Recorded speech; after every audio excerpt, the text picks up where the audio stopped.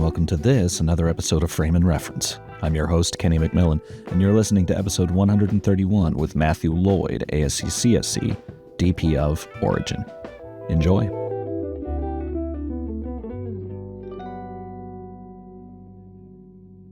Because, that was the big thing that got me into filmmaking was definitely Spike Jonze, because I was a big Jackass fan. And then I was like, how are you making Jackass, all these amazing skate films, and Oscar-nominated films all at once? I was like, that's the dream.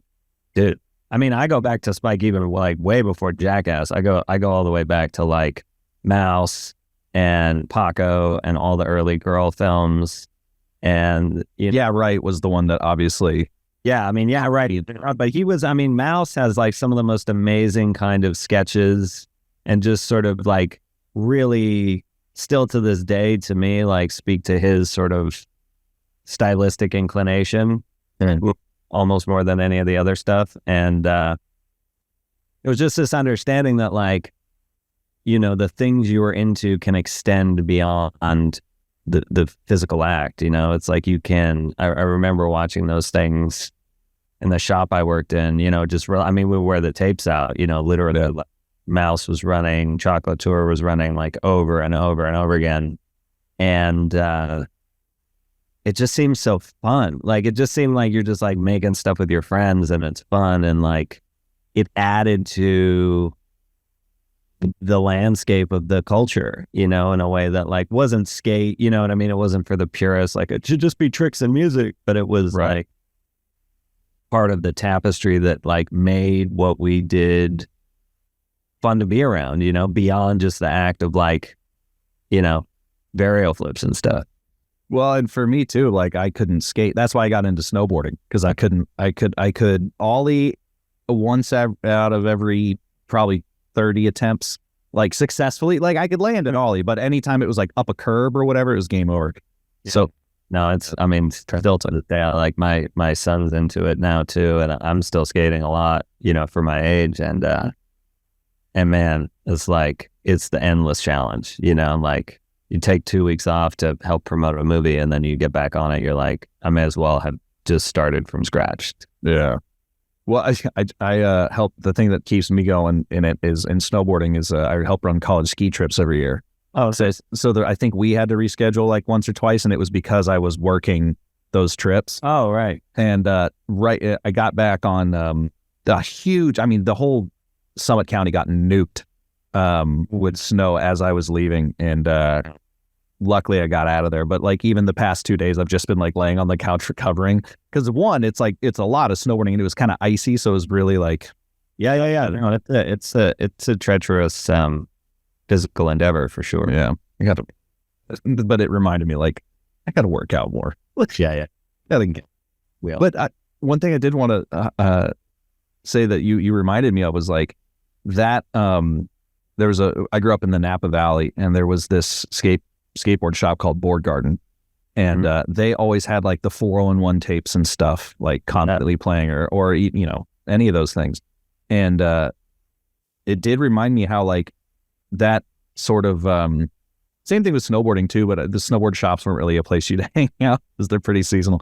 But it was interesting how that would really shape the conversations you had with your friends. Like those films are of course like Skateboarder Magazine or Trans World or anything like that. Like, or even stupid shit like CCS, like just going through the mail order count was like, oh dude, you see the new whatever graphics for the alien boards or whatever. I remember all that, man. I remember all that like super well. And it was just like, it was art, it was accessible, it was physical media that felt like something you could see yourself doing, like I didn't grow up in an environment where I could see myself making a movie. Like, how do these even get made? I don't understand. No one makes movies where I'm from. Like, what are we even talking about here? But you hang out with your friends with a video camera or something, or like you can shoot, like Pops' Super 8 camera and like get something cool. You know what I mean? Like that. Totally.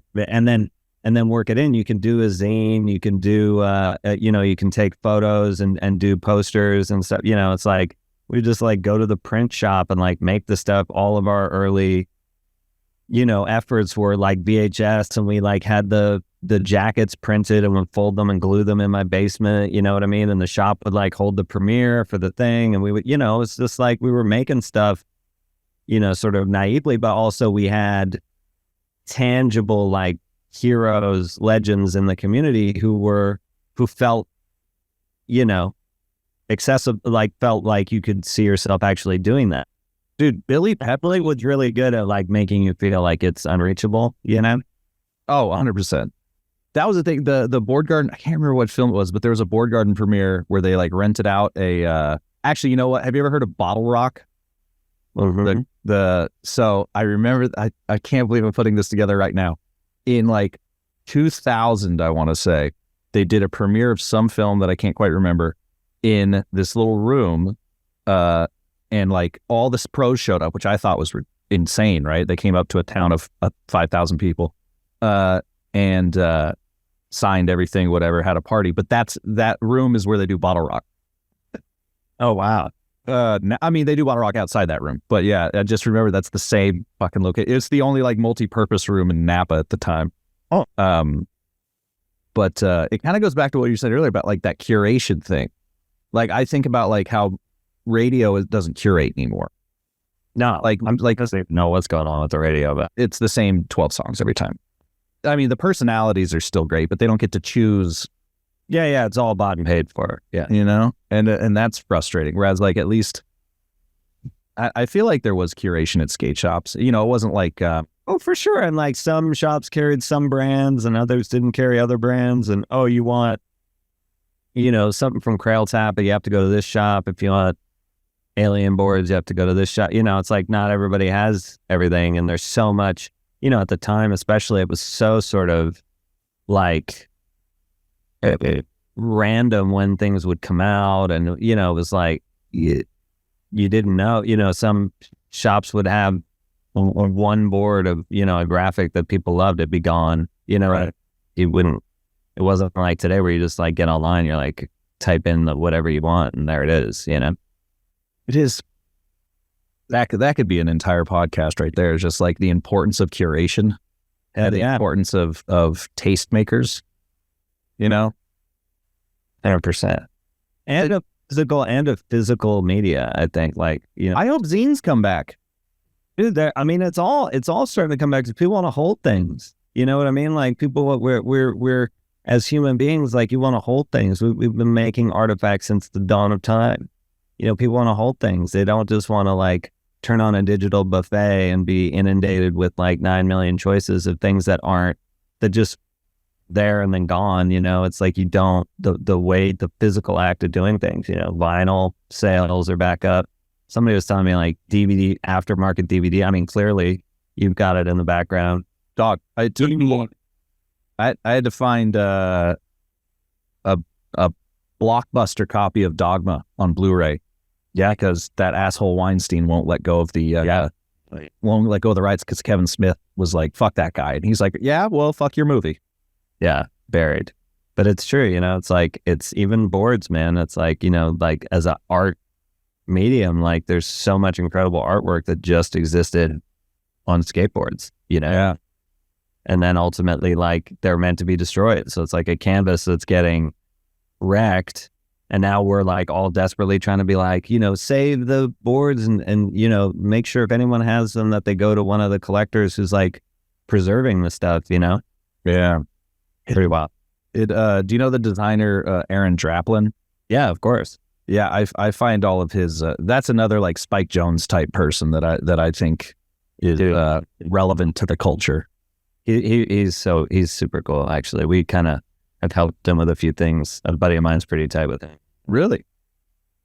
Yeah, we helped with a few kind of snowboardy projects that they had going back in the day, and just some like filming and stuff. And very cool. Like always hooked me up field notes and all this. Oh, that's actually a guy who believes in tangible. That's this shorter thing are all field notes. Yeah, exactly. Just I burnt. This is my notes for. I was just talking to Eric Messerschmidt about 20 minutes ago, and there's all my like Ferrari notes. Yeah, there you go. Another guy I know well. Well, we have the same. It's the same company trying to put these movies out. So yeah, He actually mentioned something that I thought tied well, and I was like, this is going to be a great like segue, because we were talking about I don't even know if I'm going to put this in his episode necessarily, but I was talking about how it's kind of crazy how his career went from like gaffer to just suddenly working with all the best directors, you know. Fincher effect. Somebody should write a book about incredible DPs that David Fincher like turn the lights on overnight. Yeah. And somehow that got tied into a conversation about, sometimes you don't get put in a position where you want to make the $20 million movie, but you have to make the $50 million movie, $100 million, 20, because, you're not broke, but you need to do that. And it kind of tied into what I was thinking about your guys' film, because you worked on a bunch of enormous movies. Couple. Did that give you the opportunity to shoot Origin? Because it's a small film. It's almost a documentary. It's like an indie documentary. Yeah, I mean, it's there's some very sizable undertakings in the film. Yeah, but I think the sense of it being a document to some degree has to do with sort of Ava's amazing capacity for staging scenes that don't feel constructed. Like she tees up. You look at that book burning sequence in the movie, and she tees up, literally like in one setup, like one, 4 cameras around the thing, 5 cameras around the thing, like marchers come in, truck pulls in the back of the truck, books coming out all the way to the fire. Like that's one continuous 11-minute experience. And then the way she's editing and like making her shot selections gives you this sense of it just kind of unfolding in a very non-constructed way. Like it's not a traditional sort of direct, okay, now I'm doing close up here and punctuating. It's movements that unfold in time and are constructed in a way to feel like a lived experience. Like, and those of us that, have worked with her for a long time and have seen her do it again and again, like, that's why she has the DP operate too, because it's you honestly, those events to me feel more like events as opposed to like scenes that I remember lighting and making all kinds of filmmaker choices. Like I remember living them, like marching it, kept, here, there, hearing her voice like live while we're shooting and making the adjustments and behaving in a way that, it felt like you were there. And I think that that's a remarkable thing, especially on a budget. It's one thing when you're given infinite time and money and you can really like take your time and move through it, but she's got to get this stuff done fast too, is the other crazy part. So you got 1,000 background out there, you got all kinds of stuff, and you have one night, to pull it off. So I think that the effect of it being that gives you a sense of it being perhaps simpler or just sort of more rolling off the falling off the truck, but it's really an incredibly constructed thing. Very similar to like what I experienced when I watched Dardenne brothers films, the French filmmakers who do these incredible long takes, handheld long takes through Paris. They're following actors and it looks like it's just happening. Come to find out, these dudes are rehearsing the stuff for days. You know what I mean? Like they've got the operator who they're really, it's super specific, but it feels very, very lived in and it feels very fluid because of the nature of the choices in the filmmaking. And so, and to answer the question, like, do I do, to do the big stuff, to do the small stuff? Ultimately, like for me, it all goes back to, the skate shop really. And like, I just feel like I have just always had a desire to help my friends make things, And like my friend's going to make a $200 million superhero movie, then that's what I'll do. And if my friend is trying to make, Origin, then that's what I'm going to do. And I think the thing with Ava is that she's so singular in this moment as a filmmaker who has such tremendous artistry, master artistry, but is also speaking to the time that we are in and the moment we are in. Like that coming together happens very rarely. It's like you have filmmakers who are masters who talk about things from the past. You have filmmakers who are, less sort of technically achieved or less visualists who are dealing with really cutting edge, philosophical ideas or narrative ideas. Films aren't quite crafted in a certain way, and to have like a master craftsperson and bringing the story of the moment together in the moment and then being out there as a voice for it is like, I've certainly never experienced that. And so, she and I are, very much ride or die at this point. There was no question that we would all be there and be available for this. And there was never a conversation of, are we going to fit it in? It was just like, tell us when, and I'll do Pepsi Cola commercials till I'm blue in the face, and just make sure that we're here for this. That's what you do when you have friends who are wholly committed to their vision. You show up for it, and there's just not really a discussion about it going any other way. Well, and I imagine that in the same way, like now, I had all these, this is the problem with trying to pre-plan for a lot of these interviews, is I found I can get about this many notes in. Yeah. And I get to about half of them because someone says something and I'm like, oh, and it was all the skateboard stuff. Now I'm having to like, reprogram. You didn't know you were going to get some 40-year-old, 90 skate kid in here, like 33-year-old bringing out these and snowboarder. So it's the friendship. Well, it's just all like it's all interconnected. Quote from the film. There you go. See, but way less important. But I imagine that shooting, if Variety is to be believed, about $1 million a day can both be. They said 38 mil for 37 days. I guess that's probably accurate. Give or take down there. Yeah. I imagine that's somewhat freeing in its, Adam Savage quote that I always use is like when your decisions are limited, when something external force hacks decisions off your decision tree, it makes choices a lot easier. Mm-hmm. So I imagine that, limited budget, limited time can be freeing, but also obviously at the same time, kind of scary. I was wondering how you approach that. Obviously, like we said, working on bigger films, working on smaller films, working on skate films.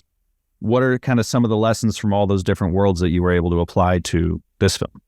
It's fun. I actually have never said this on tape, but I had written something to myself, which was taped to the wall on the bedside table of the hotels that we stayed at. It was like on a little hotel notepad.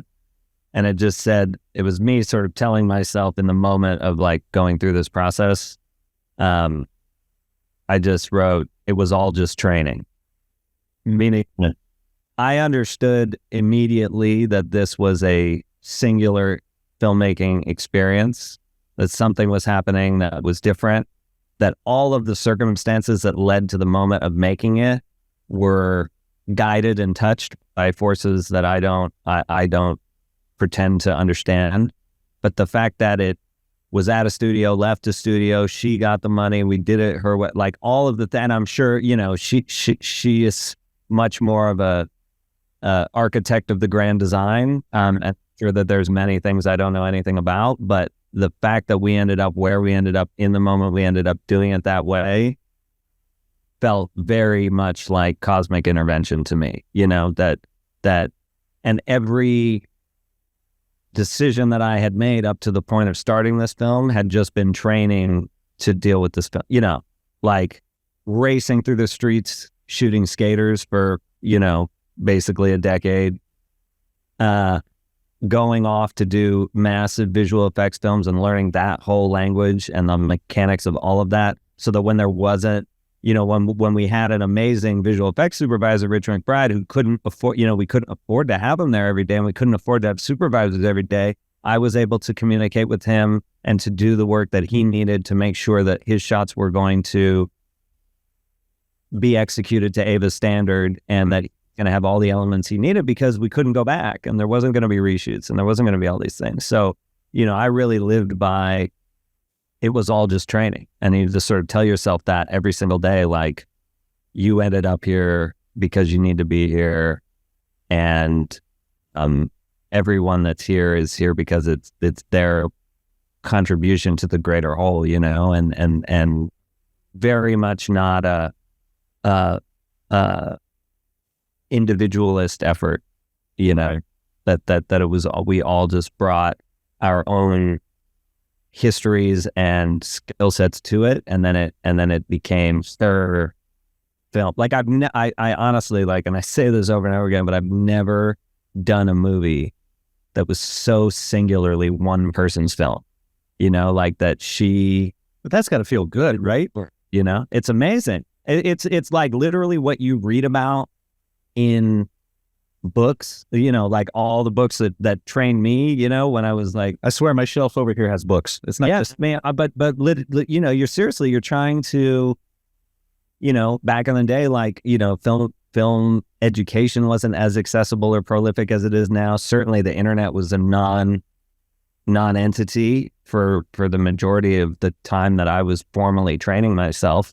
You know, we went to books. We didn't go to the internet really until, you know, relatively recently. So you absorb all of this training in order to be able to serve a purpose. And ultimately, like, it watching her make this movie was what I remember thinking when I read about all of these incredible filmmakers, of the true, like, auteur filmmakers of an era gone by, before studios and producers and, you know, everybody kind of got in the mix in the decision-making pool. Like, this kind of, there's very few left who are really, like, monolithic in their approach to how the work ends up, and, like, every choice in this thing. Yeah.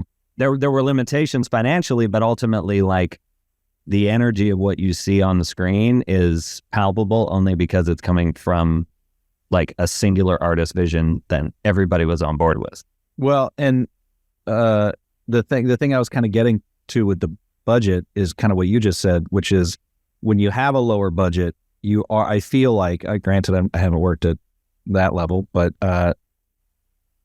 when you make films with your friends, for instance, or whatever, you're given ultimate freedom. And I feel like when you work outside the studio system, when you have a smaller budget, especially when you have a director who's passionate and knows what they're doing,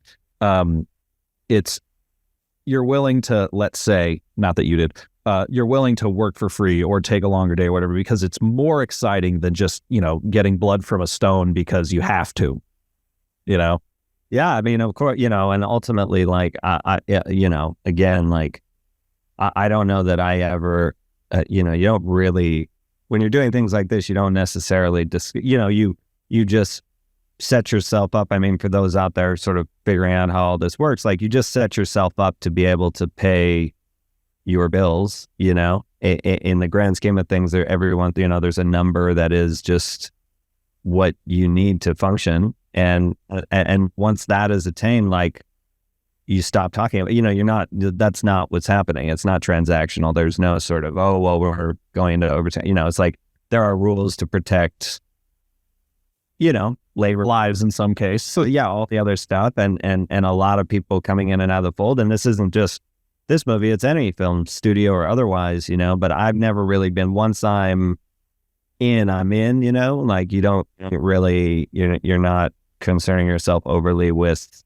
that. You just want to make sure everybody's taken care of and that they're feeling, you know, compensated for the work, et cetera, so forth. But it really has become, the whole ecosystem of that has really become a very confrontational, labor versus management, all the stuff we've been seeing. You know, it's a hard time for, I think, our industry understanding the value of the work, understanding deal making, and just when you're working for a writer, director, producer, and it's also her company and her longtime producing partner who's, you know, like, there every step of the way, like, you don't have those issues because you're working with its family. You know, everyone is cared for because you can go directly to, it's not 10 layers of people to go through in order to figure out what's really going on. You're right there. Everybody there is making the film. It's not, you're not just a second assistant pushing a cart. You know, we didn't even use that terminology anymore, because to me, literally about to ask about that.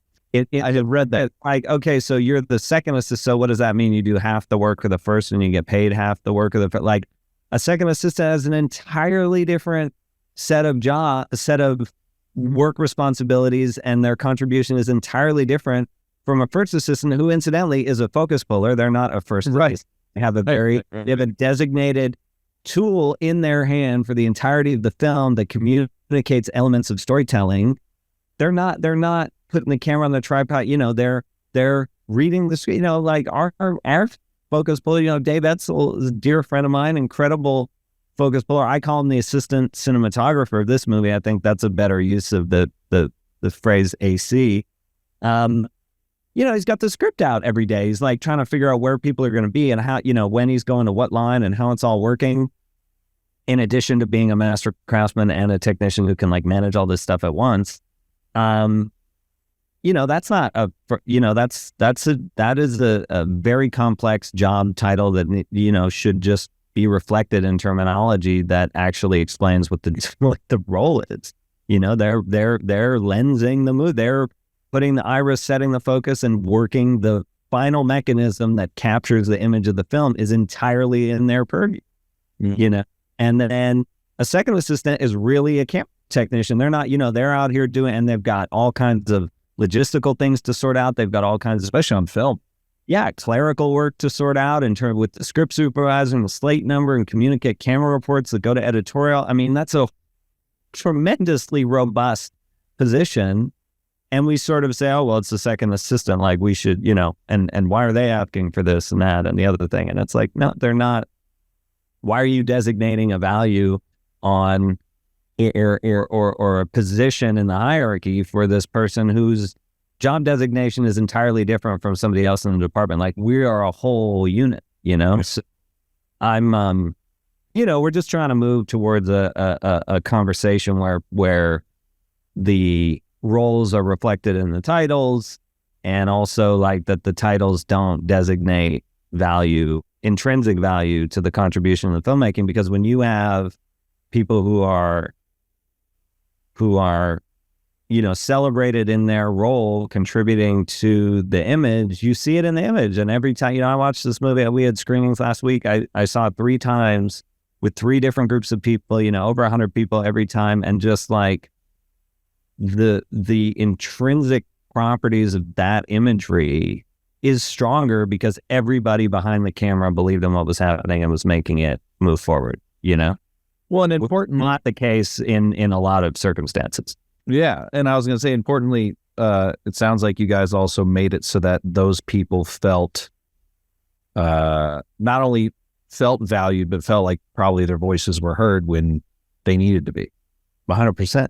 I mean, it's the only, that's the only way to proceed and be able to pull something like this off. Like, I don't know how you ask anybody to do 37 days on 3 continents in, 4 cities and get it all where you're not, there's no reshoots. There's no, there were no lost cans of film or flash film or damaged film. I mean, this is like, it's remarkable on 400 feet of 16 millimeter, which is, I don't know, it's nowadays 8 minutes, something like that. Maybe it's 11. Yeah, I mean, it's over 1 million feet of 35 if you do the conversion. It's a lot of material, and to not have constant issues just means that everybody was operating on 10, and contributing to the highest level possible, and that's remarkable to me. Yeah. What were some of the sort of title change? So I don't know if we said it out loud, but like you guys basically renamed all the positions. Yeah. For the film. What were some of those changes? I assume director didn't become Buddy. No, well, there's only one. There's no question that there is only one Ava, but also, nobody could fill those shoes. So that sort of remained singular in title. But so the basic premise is this. I mean, the way you need to understand. I mean, this is like 5 years of working together constantly, right, and finding and getting the people together that were going to form the team that made the show. She just did like 2 years of interviews with the author, right? Yeah, I mean, she's so in like that alone. Yeah, August 2020, she sent me the book with a note that said, "This is next," And I probably read the first script like early 22. So it was, a lengthy process going through. And that was kept away from, I didn't track much of what was happening there. I just knew that she was out and they were talking, and we made other things. We made a DMZ, kind of miniseries. We made Colin in Black and White, the story of young Mr. Kaepernick as he, went on to be this seminal figure in his equal justice initiatives. And all of that was just sort of, again, like this training process is distilling down where we were coming from in our personal histories and how I could best organize things to suit her filmmaking dynamic, and one thing that was very clear to me early on is it's 2 cameras on everything, right. Because I think the spontaneity of the way that she's working, and then also the desire for continuous action, just means that she can move people around and something can fall apart on one camera, she can keep going with the other. And then it's like the space between roll and cut is really her magic zone, and the things that lead up to it are important. Obviously set dressing, all this stuff happens, but it's like roll to cut where it's really, that's the juice. And, on some filmmakers, it's all in the lead up to it, and then you just roll, cut, next thing. She's not like that. It's we're working live in these spaces. Actors are free, everything's free, and she's like conducting the cameras in a way to and editing in her mind on the fly to assemble these incredible sequences. So, I knew very early on, we're also going to shoot film. That was something else that she brought up and hadn't done before. So I knew immediately, like the other camera had to be a cinematographer, right? Had to be someone with some knowledge of film. Had to be somebody who is relatively selfless in the sense that, they're coming on board to do something, and her and I have been working on it for, years, for lack of a better, just sort of figuring the thing out. So, that list became very short about who could sort of do that kind of thing. And I was so blessed to have Michael Cambio Fernandez come in and be the only language I can use for it is sort of like a tandem unit, right? Like you're in the same building, and it's not like there's, you're not in the parking lot shooting, inserts of the speedometer. Right. In the scene, you're invested in the scene, but you are making the images, like, because I'm standing there also making images. So it's not this weird kind of system that we have where you sort of appoint a director of photography who then like designates the intrinsic value of images, prioritizing one over another, and this operator should do this shot, and then this operator should do this shot because, just throw it on a long lens and see if you can get pieces. There was none of that. This was like 2 fully functional units, right? Dave Edsel and Cambio on one, and myself and my, longtime Atlanta focus puller on the other. And we just, worked it out so that there was autonomy. It wasn't like, I need to see what you shot, film. It's like, it's gone. You can watch it on the playback, but it's 480p black and white, video tap. It's not going to tell you anything about what you did.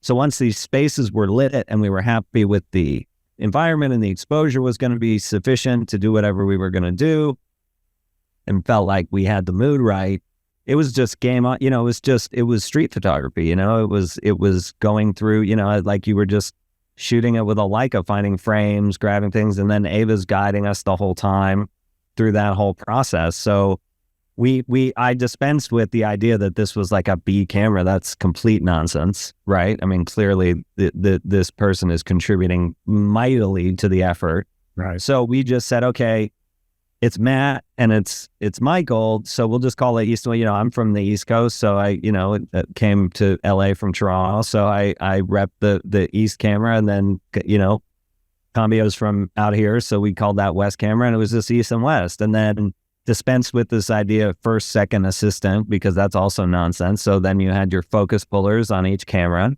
right? And then the camera assistant, who is in fact designated as a second assistant, but is really the one doing all of the assisting to the camera, were called camera assistants, rightfully so, because that's the correct designation for that contribution. So that did away with a lot. That did away with, oh, can we get rid of B camera? You know, like you hear these things every day on film, and we never really question them. Like, oh, can we get rid of B camera? It's like, well, no, I mean, obviously not. Or, you know, can B camera come out here and do the what? You know, it's not.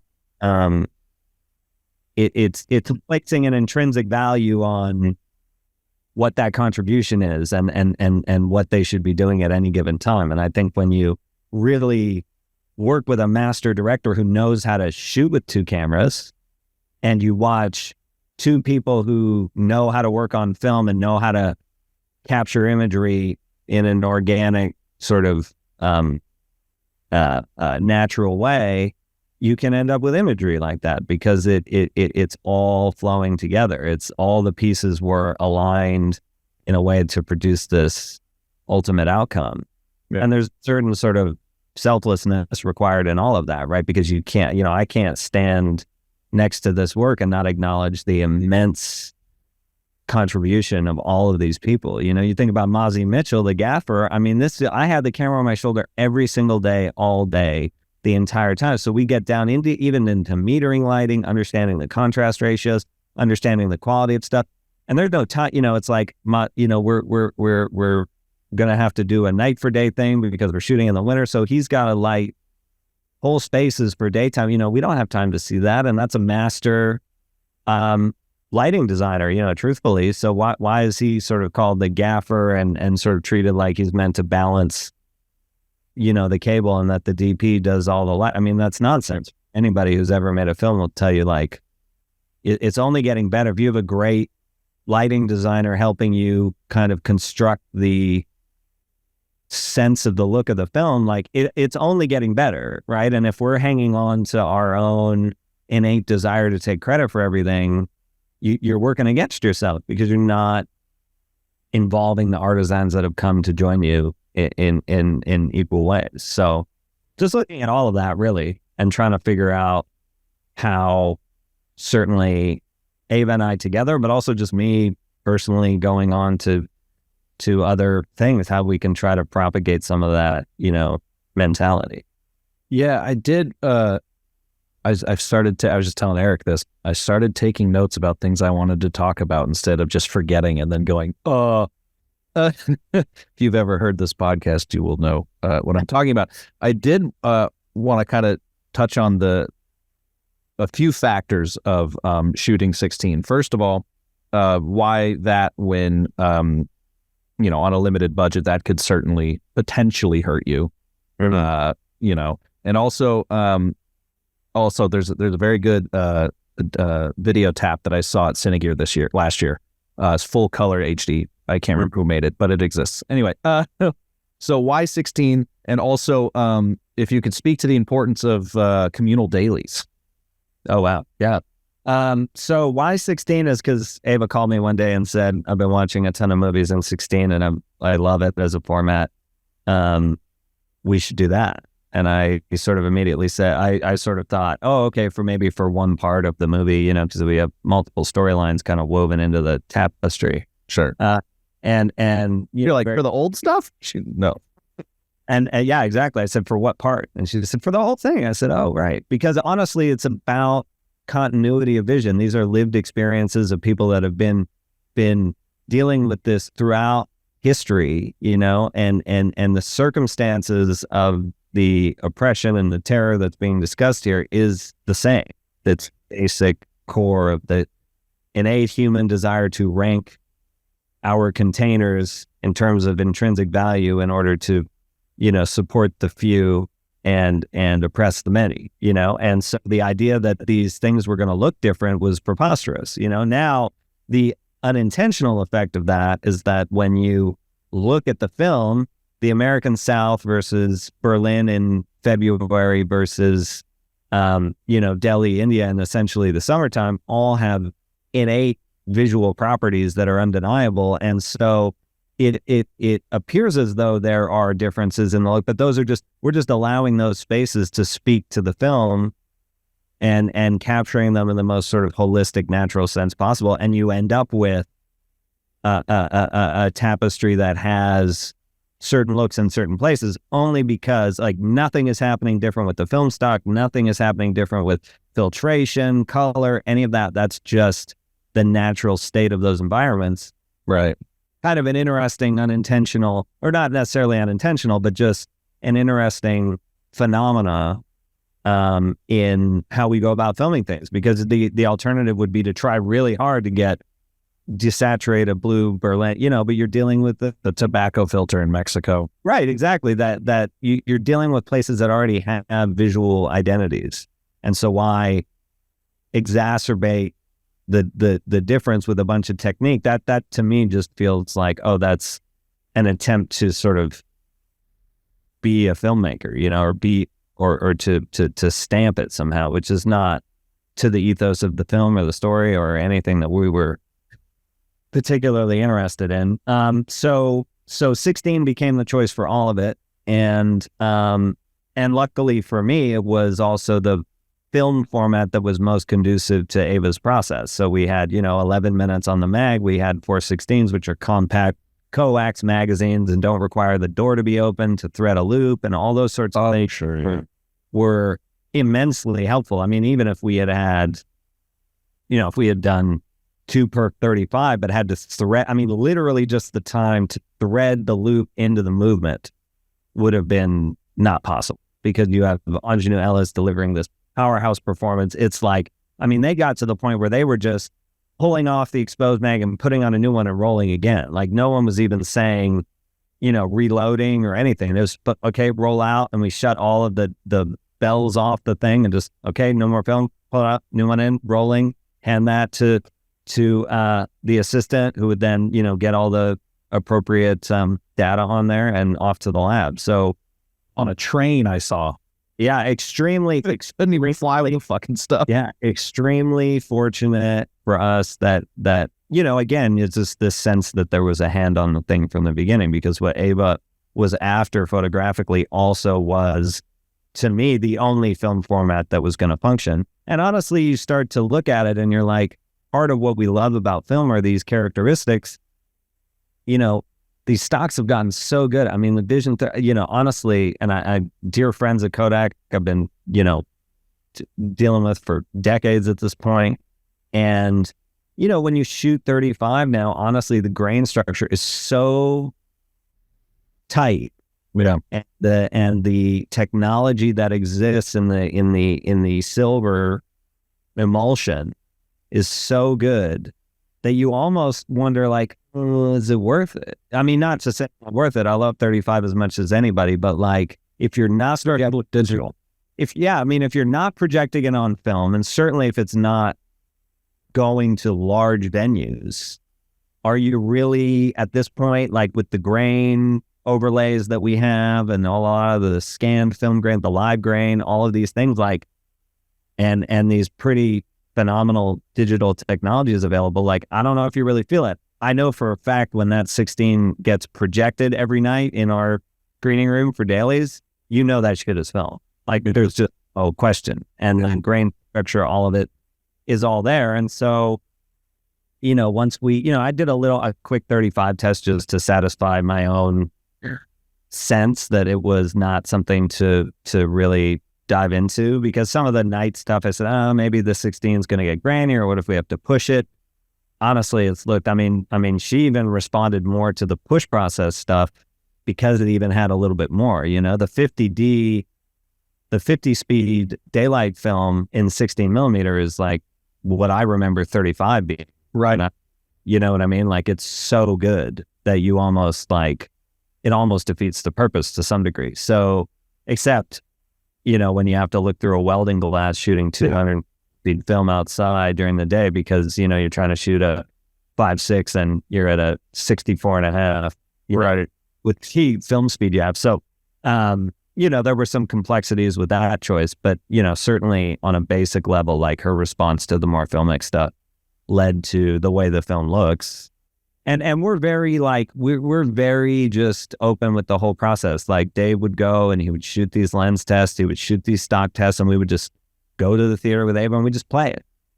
And, you have this sense of a real visualist, like, no, for anyone to say anything other than this is a singular voice is, wild to me, because, literally picking film stocks, picking processing, picking lensing. I like this lens versus that, looking at sets. I mean, her capacity to respond to things and to know what she likes and doesn't like is like nothing I've ever seen in my whole life. I mean, and the amount of time that was spent, it's like, and this is a busy lady, you got to schedule it, get her in, show her exactly what it is. And it's like, you immediately get a response and you know where you're headed. Okay, we'll go shoot another one. Then you pull out a few more lenses. Okay, this and that. And we're looking for a specialty thing for this moment. Okay, what zooms can work. You sort of assemble this whole kit based on a direct response from the author of the work. It's like, it's amazing. It's like the dream scenario, where you don't have to guess. It's like, it's very clear what it is that we're after. And then, to be able to go every night, work out a system where in 2023, we could get the film back fast enough that you're watching yesterday's stuff every night in a screening room that's built into the hotel and getting a direct response. Well, that's cool. That's made in the film. So I traveled with a DaVinci Resolve setup. My good friend Michael Kim is a great DIT in Atlanta, set us up with a travel kit, a DaVinci Resolve travel kit. We could get the scans back from Kodak. Tom Poole at Company 3 built a print emulation lot. We could put that on there. We could project it quickly. You just have to wait. If there was something we really wanted to see, you could honestly get it back by noon the next day. If they pushed it and we were able to, we had the internet lined up in a way that we could download it. Otherwise, we would wait for if it was non-critical, we would wait for the fully finished dailies to come from Company 3 in Atlanta, which was probably the next evening. So it was like a 48-hour thing. But if you really needed to push it, you could get it back in 24 or 30 hours. And then you just sit there and you watch it and you respond, and you're watching this incredible performance from the best actor. I mean, I've never seen anything like that with me. What? And you got fucking everyone in this movie too, let alone. Yeah, there's a lot of people. But always you knew, like, as a singular performance on film, I don't know that I've ever been in the room with that kind of energy. Like, it was so, every time she walked in, it was just like, there was no talking, there was no blocking, that they worked out quietly what they needed to work out in terms of blocking in the scene and what the shot was, but she was totally free to live in the character and do the performance. It's, to me, it's like, if we're capable of doing that and this is what the result is, it's pretty special. Yeah. I'm going to try to tack through all the things I thought. What, to your point about 35 looking kind of maybe too modern or whatever, I was talking to Eigel Burld about holdovers, and he was saying how they tried 35 at first, and because 35, the Vision 3 stock is intended to be scanned, it ends up looking digital. So he was like, we were about to film 35 and then put like a 16 grain on it and all this bullshit. And he's like, fuck it, let's just shoot digital. It'll be easier to make it look the way we want than if we try that. That's real talk for sure. Because when your film first, when I was watching it, the opening scene, I was like, damn, that's some good emulation. And then it took about like 5 minutes, and I went, oh no, that's just real film. There was like too much like the halation and stuff. I was like, it's the halation, all of it. It's very hard to. I mean, you could spend, and that's the other thing. Like, people sort of talk about, the expensive film, blah blah blah. Like, you end up spending the money, like either with the data management, which is enormously expensive, the DIT and all the cabling and all the monitors and the extra gear required for all of that, cameras which constantly need updating, various software and hardware management to get through and do what you're trying to do. You might have multiple bodies for high speed and different things. It's like, it's a lot just to physically get it to the lab. Then you got to deal with the lab part of it, all the transcoding, everything that's got to go into it. You're dealing with wild resolutions that will never be displayed. It's 16K, 8K. It's like, what are we? I don't know what you're going to do with all those Ks, but I mean, maybe they'll be useful one day. Yeah.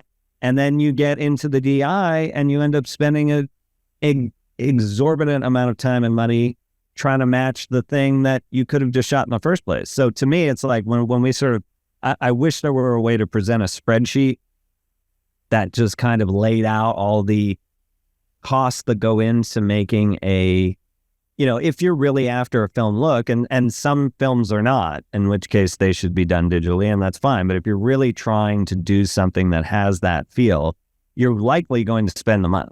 Yeah. Like why not do it at the point of capture as opposed to way down the road with, grain layering and mix, the license for live grade now. I mean, live grain, all the things are, it's a huge undertaking, and maybe you can be more selective with it, but ultimately, like,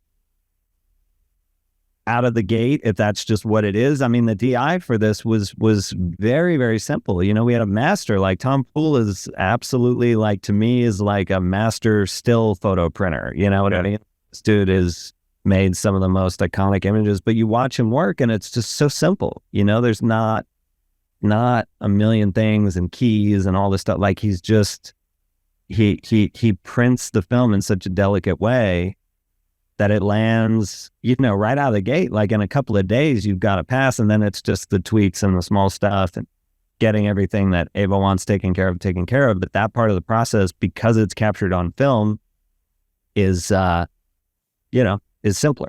Well, and so it reminds me of something that I got to interview Hoyte about Oppenheimer, and I was asking him, about, like, why shoot IMAX for a drama, and his position was slightly different than yours, but the gist of the thing that I think matches both films is, like, it's so why put all this artifice between you and the audience, the story and the audience, with, like you were saying, like, all this various stuff, when you could literally just take film, in his case, take film, contact print, project it.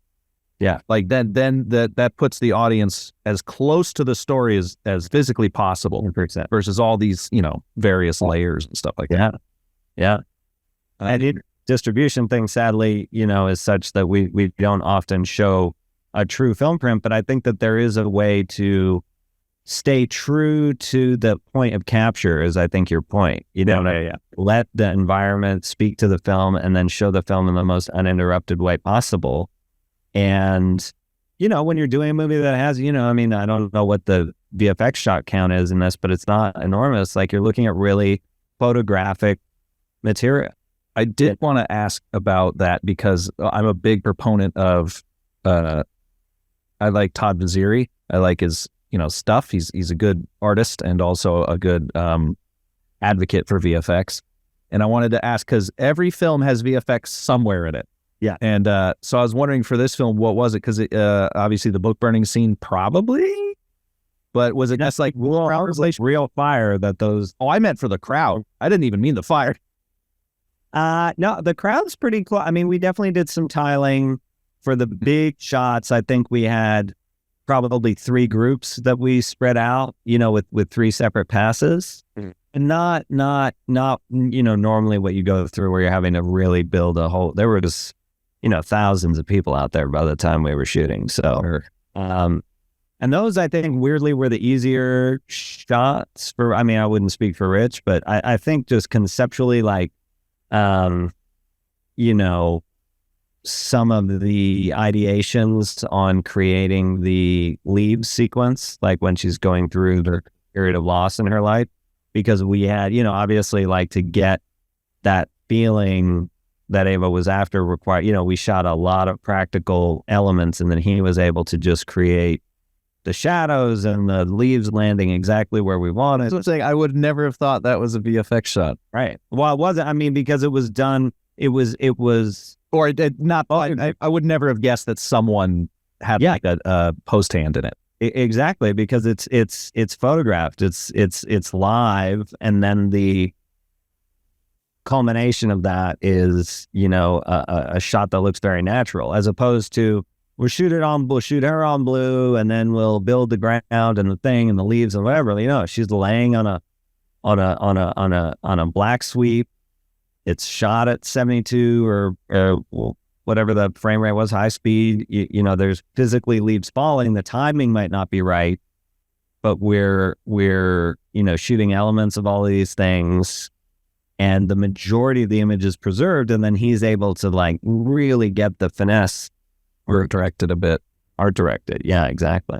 So how much? I'm going to, and we're starting to hit time, so I'm trying to get through here. Well, how much improv was in the film? Obviously, there's that kind of towards the end. There's that conversation with the dude by the pool, who I read was a guy just telling his story. But was there any other improv? Because again, the film feels, like I said earlier, like almost documentary. Like I know it, right? It's got such this. It's got such a live texture to it. And I was wondering, even some of the conversations feel very much like we're having, where people are nodding and interrupting each other and stuff, which is not necessarily something that you see in a scripted film. Yeah, it's interesting. Like as a writer director, I think Ava is very particular about. Take one should be the script. Take one should be just say the words that I wrote one time, just so, that is the point of departure. And then from there, it's a conversation. It's a very private conversation. It's not one that I'm often privy to with regard to how she's working with the artists and the performances and what parts of it are unplanned, or if any of it's unplanned. Like, I don't really know, because she's very personal about that part of her craft, and it doesn't happen in public. It's very purposeful. And so the experience of filming it has that effect where I don't often, the script kind of dissolves in my own mind, and you start to just feel the energy of the moment. And then you look back, I recently looked back at the script just to sort of prepare for some of these discussions, and you go like, it's remarkably close. Like, it's really not, even if it went full circle, you know what I mean? Like, even if it went off the grid there for a second, it always comes back to like very close to what the written intention was when Ava, had that first draft finished. And so certainly elements of it are different, but the intent is the same. The moment is the same. And it's hard to really gauge like exactly what you would call sort of improv. I mean, I can remember when Ajnu was delivering a absolutely stunning performance in one of the gala scenes where she's sort of trying to articulate the germ of what she has in store in terms of this kind of far out concept for the book, and her publishers sort of they're on the fence. No one really understands what she's saying. She's emotional. I can remember that moment, and not really like you're just so enthralled in what's happening, the moment of it. And in fact, like Cambio's doing her angle and I'm doing the other one, so I'm only hearing it. I'm not really sure the intensity of that image necessarily in the moment, and so. It's just interesting. Like, it feels further maybe from the script in the moment, like there's something happening, and then you go back and you look and you're like, no, the intention is there. I mean, this is like a very singular film. It's one voice. It's pretty amazing. Yeah. I got maybe like two more questions, then I'll let you go. I did want to, as this is a cinematography podcast, I wanted to talk about the lighting. Because it's such a naturally lit film, and I was wondering, was it kind of the classic, which is obviously is a lot easier on digital? Was it the classic, deal with the window light and maybe put some diffusion on it, or a little punch, or because it was filmed, did you have to actually light a lot more aggressively than we might perceive? It really is an exorbitant amount of light. That's what. It's like, I mean, just, honestly, and I think it speaks to Mozzie's kind of mastery and sensibility that a lot of people just feel like it's natural lighting. I mean, look, the reality of working with Ava on film, which she hadn't done in settings that were very challenging, where it was one chance, the responsibility to ensure that the negative was correctly captured, and not even necessarily thick. It can be thin where it's thin, but you have to know what you're doing. I mean, you're not risking this lady's a seminal moment in this artist's trajectory is not one to be taken lightly. Right. So, I'm not going to be running around at a 1-4 hoping for the best. We're shooting, the majority of the movie is a 4-5-6 split, inside, outside. Night scenes are 2-8 maybe. There were a few moments but I would almost rather push process the film and stay at a 2-8 than to get into a 1-4-2 split, and soft, and have it be soft, because there was no opportunity for it to go back. And the fact that 37 days on film in 2023 can be done with no major loss, no major unusable material to any degree. I remember the days of, we bumped the camera and the flange went out, and you shoot, 17,000 feet of film, all of which is gate soft, entirely unusable. And they're like, well, guess we got to go back. That was not this situation at all. So I said very early on, I said, look, I'm not doing the LED thing. I can't recalibrate my brain to understand what these very narrow color spaces are going to reproduce, how that's going to work on film. I don't know what 43.7 Kelvin at 1% dimming. I don't know what that means on film. I don't have time to relearn all this stuff. It's not that I don't use LEDs, but we use LEDs by eye. Cut it in me a little bit more, just turn it up a little, give me a little more, you get the color wheel going. You're trying to find something but you're seeing the result on in its full glory on a monitor. No, I'm not trying to play that way in film. But maybe there's folks that can do that, but I certainly just went straight back to the early days, to the training, 56-32. We know what fluorescents do. Cool white, warm white. We went back to the bulbs. Incandescent.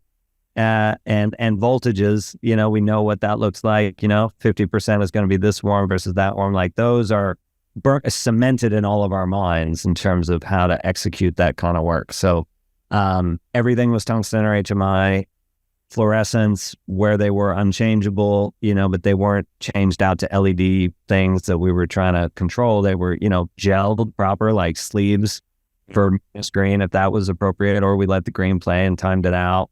And he's working an extraordinarily robust lighting arsenal to keep it looking natural. Because you gotta have these sources. We're looking out windows. You gotta have these sources on the other side of the street. So you might have 8 or 9 18s, pushing through or into some kind of bounce thing. We did a lot of, sort of stealing from the European school. A lot of visors, we call them, or sky bounces, where you sort of have articulated bounces above windows that then you trench out below and you can bounce. Oh, like a skip bounce up the ceiling. Yeah, skip bounce up the ceiling, but outside the window, so it falls up naturally. And then you can do sun effects from there. I think Ava's Sense is one that, like, sort of the natural passive skylight is very much her aesthetic, a lot of that sort of northern passive skylight feeling stuff. So it's just about, how do we make this stuff? And she's so quick to point out when stuff looks lit or fake or any, you know what I mean? Like, just like that wouldn't. So it was about, I think early on she was kind of saying, every time we would be in a room on a scout or in the office or whatever, and you would just see a lighting effect that was not normal, or not even normal, but just not one that you would reproduce out of instinct in a movie environment, like coming slashing off the thing and you get a glow and then it's sort of hitting someone's face. It was those effects that were best serving the visuals. And I have this sort of thing that I say all the time to gaffers that I don't know very well, or lighting designers that I don't know very well, where I say, my sense is that lighting needs to struggle to get to the set. I think it's convenient lighting where you sort of have these, shafts of light coming through and there's haze and smoke and it's just hitting everything perfectly and the wrap is perfect. I've just never made, certainly you can do it, but like I've never really had a connection with that kind of imagery. It can be very sort of enticing and great for commercials. Seductive in a way, like you see it all the time and you're like, wow, that's sort of conventionally photographically beautiful things have a certain time and a place, but this film was all about why, to quote another great DP, like why the story's happening is because it's happening here. So these spaces, the selection of houses, I mean, I don't know how many houses we went to, but maybe every available house in Savannah, Georgia. I mean, it was months of scouting to find, and Ava was so specific about what specifically the Ruby character, the mom's house, had to be, like what that needed to be from a visual, from a architectural a zone, a historical zone, from a lighting perspective, what the possibilities were. Like it was endless to find these spaces, and then to figure out how to communicate them with lighting in a way that would serve the film and the style of filmmaking, what you want to do. It feels very natural when you're doing it with somebody so, amazing, for lack of a better word. People say that all the time, but like you're doing it with this incredible artist, so it feels like it's just kind of happening. But then you go back and you're like, holy smokes, like the amount of decisions that went into getting us here in this moment with this lighting possibility in this location or set. It's really like a lot of decision making from a lot of people that get you to that moment. Yeah. I'm going to have to steal the light should struggle quote. Yeah. Because it's crazy. It's like it struggles now. I'm like kind of looking at this room and like the lighting is weird and good, but it's like it's skipping off the cement outside and kind of giving a shape to the wall. But like I'm getting, a little bit of rays in here. It's just like it's not coming in a convenient way. Right. Well, I've got the delivery mechanism for light is not convenient typically. I've got, I think, 251 on my window. Yeah, you're looking to, you got that nice. Yeah, I mean that's real to me, and like but if there were like a slash of light on the wall and the fall off and everything's smoky, you're kind of going, I don't know. So that was the thing that I was going to say was, I can't remember who told me this, but like they were like, there has to be a fuck it light. And I was like, what does that mean? And he was like, it just like, there needs to be a light that doesn't make any sense. Not that it doesn't make sense, but like no one would intentionally put it there. Right. So, because that has to be, and then it just sells the idea that, oh yeah, that is coming through the window. Cause there's just some weirdo slash that's like hitting it kind of fucky. Yeah. I've got one of those. Other than anybody's face just like is lighting air. Yeah. And then hitting the wall, it's like, yeah, I mean, it's tricky too. Like when the technical parameters are also requiring like working at sort of an OG foot candle level, where we'll walk in, they're like, what the hell? I mean, it is even Ava to reprogram right in here. But like we had a few nights where it was like to reprogram to what it takes to shoot on film. It's like, folks haven't done that in a while. A lot of people haven't done that in a while. So like when you walk on the street, you're like, whoa, right. You see the results and it's very much in the zone. So, you just have to. I bet that's something you don't get on film as a producer hovering over your shoulder going, can we bring that up a little? Oh, dude. Yeah, no. to kill it. Yeah. What is happening here? That's why keeping it just far away, big and far away. That's like the key to a lot of it. Yeah. Final question. I saw this and I'm only asking because I want him to be my film daddy.